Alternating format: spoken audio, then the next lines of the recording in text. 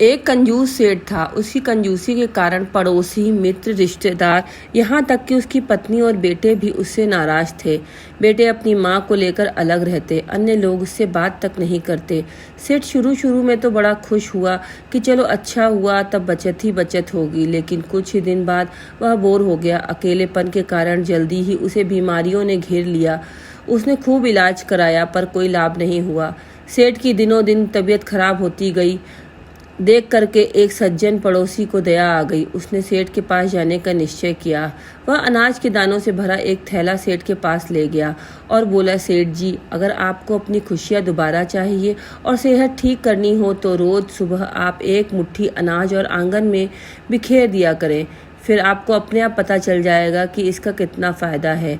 सेठ ने पड़ोसी का कहना मानकर दूसरे दिन सुबह जैसे ही आंगन में अनाज बिखेरा, कुछ ही समय बाद तरह तरह के पंछी उसके आंगन में उतर आए। सारी आंगन पक्षियों की मधुर चहचहाहट से गूंज उठा। पक्षी बहुत देर तक सेठ के आंगन में फुदकते रहे। सेठ को बड़ा आनंद आ रहा था। अब तो सेठ का रोज का यही क्रम बन गया था। सुबह आंगन में अनाज बिखेरता और पक्षियों का मधुर कलरव सुनता, उसकी मनमानी गतिविधियां देखता। धीरे धीरे सेठ की तबीयत ठीक होने लगी। उसे भूख भी अच्छी तरह लगने लगी। सेठ समझ नहीं पाया कि आंगन में अनाज के दाने बिखेरने से ही उसकी तबीयत कैसे ठीक हो गई। एक दिन वह नहा धोकर एक डिब्बा मिठाई का खरीद करके अपने उस पड़ोसी के घर गया। पड़ोसी को सेठ के हाथ में मिठाई का डिब्बा देखकर बड़ा आश्चर्य हुआ। उसने सेठ को प्रेम पूर्वक बैठाया और उसका हालचाल पूछा।